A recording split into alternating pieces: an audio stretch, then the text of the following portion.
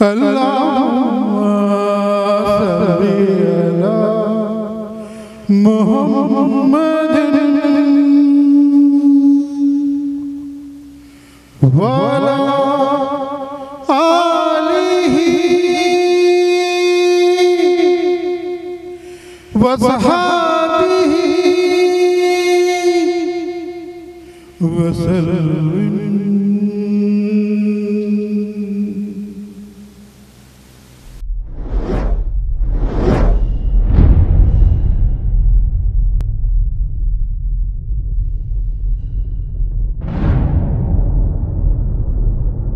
بسم اللہ الرحمن الرحیم۔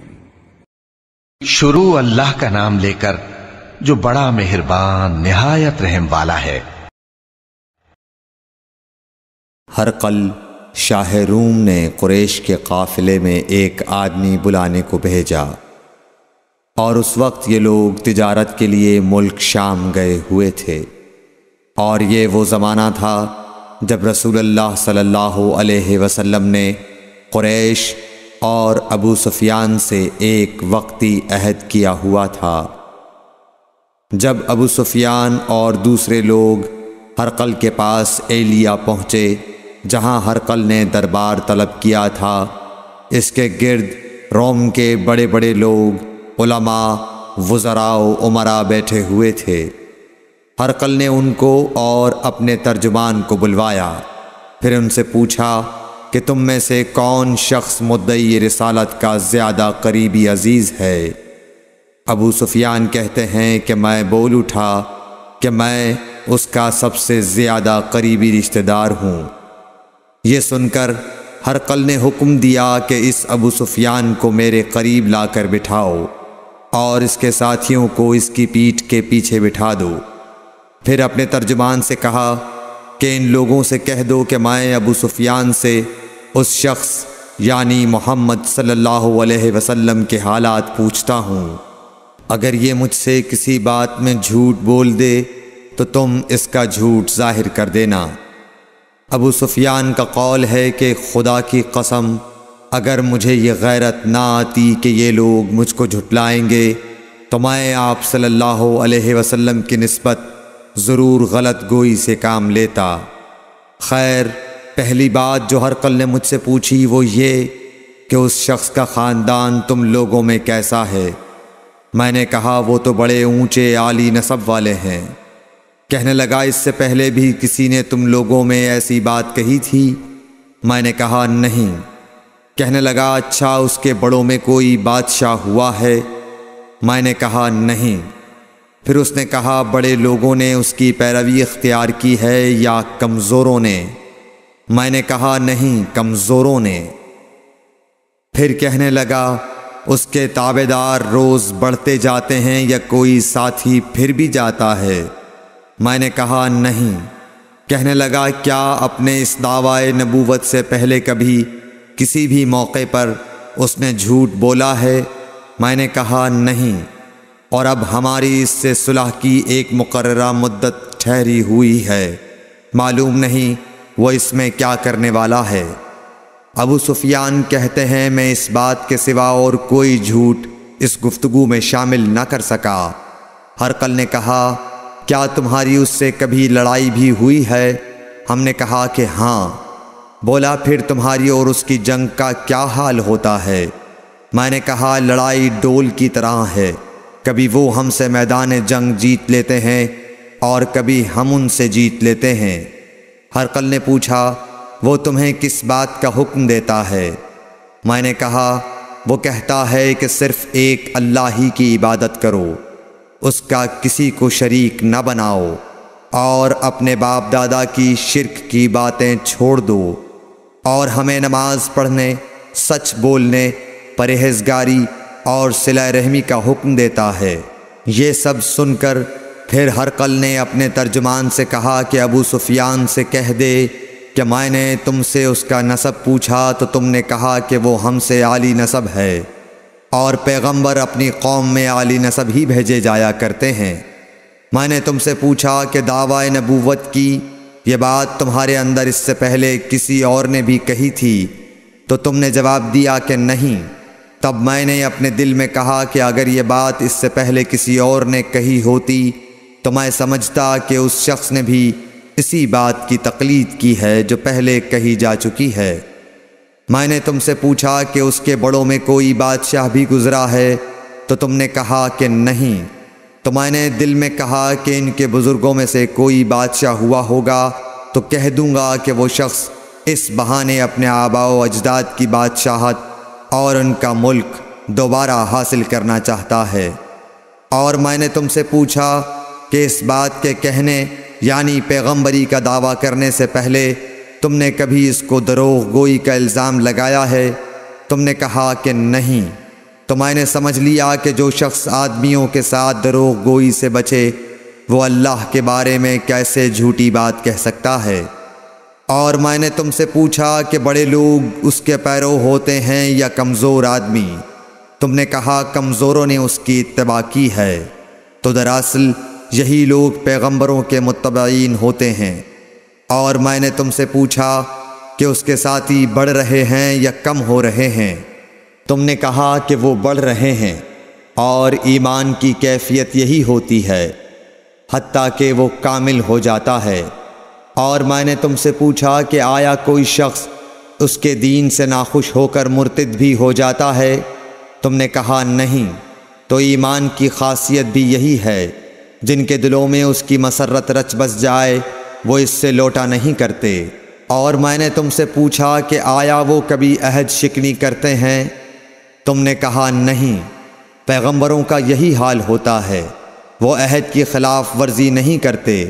اور میں نے تم سے کہا کہ وہ تم سے کس چیز کے لیے کہتے ہیں؟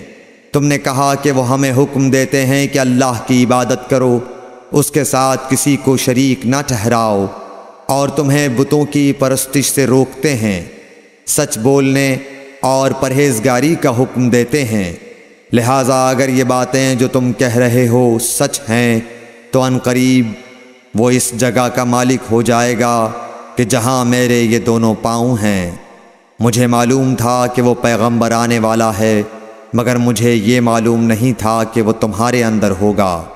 اگر میں جانتا کہ اس تک پہنچ سکوں گا تو اس سے ملنے کے لیے ہر تکلیف گوارا کرتا۔ اگر میں اس کے پاس ہوتا تو اس کے پاؤں دھوتا۔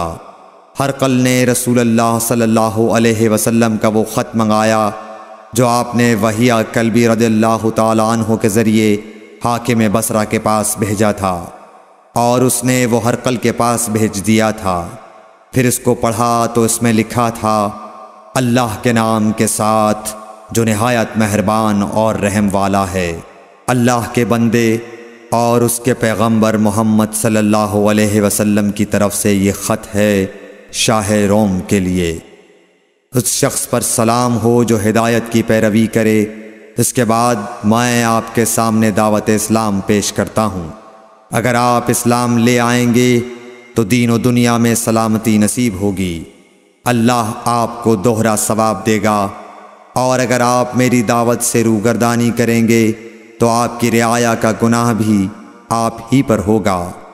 اور اے اہل کتاب، ایک ایسی بات پر آ جاؤ جو ہمارے اور تمہارے درمیان یکساں ہے، وہ یہ کہ ہم اللہ کے سوا کسی کی عبادت نہ کریں اور کسی کو اس کا شریک نہ ٹھہرائیں، اور نہ ہم میں سے کوئی کسی کو خدا کے سوا اپنا رب بنائے۔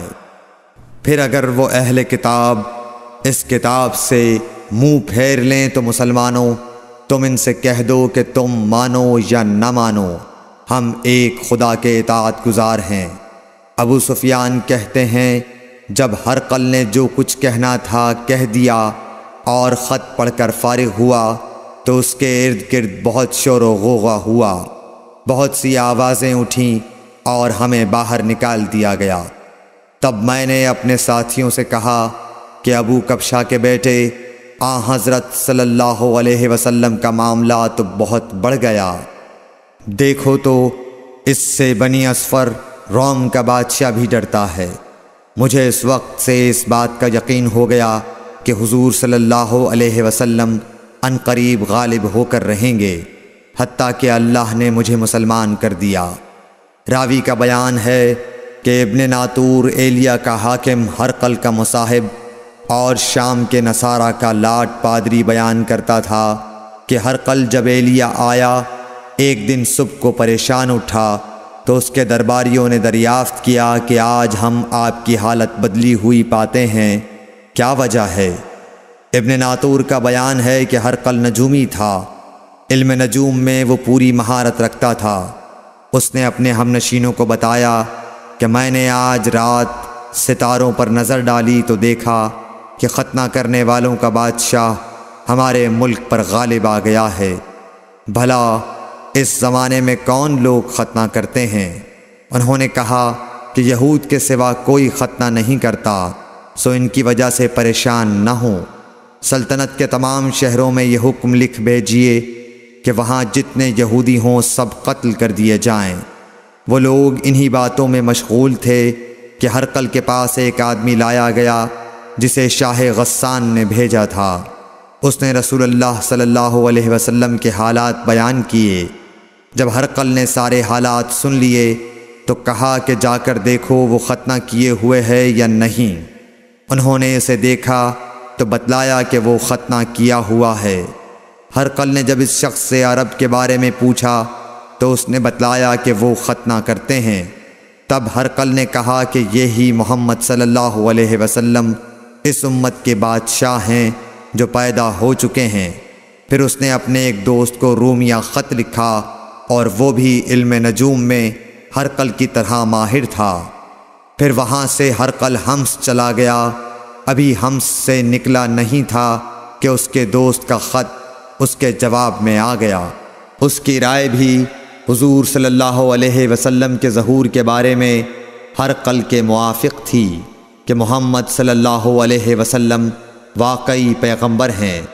اس کے بعد ہرقل نے روم کے بڑے آدمیوں کو اپنے حمص کے محل میں طلب کیا اور اس کے حکم سے محل کے دروازے بند کر لیے گئے۔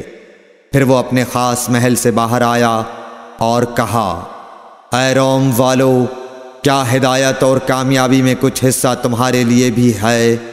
اگر تم اپنی سلطنت کی بقا چاہتے ہو تو پھر اس نبی صلی اللہ علیہ وسلم کی بیعت کر لو اور مسلمان ہو جاؤ۔ یہ سننا تھا کہ پھر لوگ وحشی گدھوں کی طرح دروازوں کی طرف دوڑے مگر انہیں بند پایا۔ آخر جب ہرقل نے اس بات سے ان کی یہ نفرت دیکھی اور ان کے ایمان لانے سے مایوس ہو گیا تو کہنے لگا کہ ان لوگوں کو میرے پاس لاؤ۔ جب وہ دوبارہ آئے تو اس نے کہا، میں نے جو بات کہی تھی اس سے تمہاری دینی پختگی کی آزمائش مقصود تھی، سو وہ میں نے دیکھ لی۔ تب یہ بات سن کر وہ سب کے سب اس کے سامنے سجدے میں گر پڑے اور اس سے خوش ہو گئے۔ بالآخر ہرقل کی آخری حالت یہی رہی۔ صحیح بخاری حدیث نمبر 7۔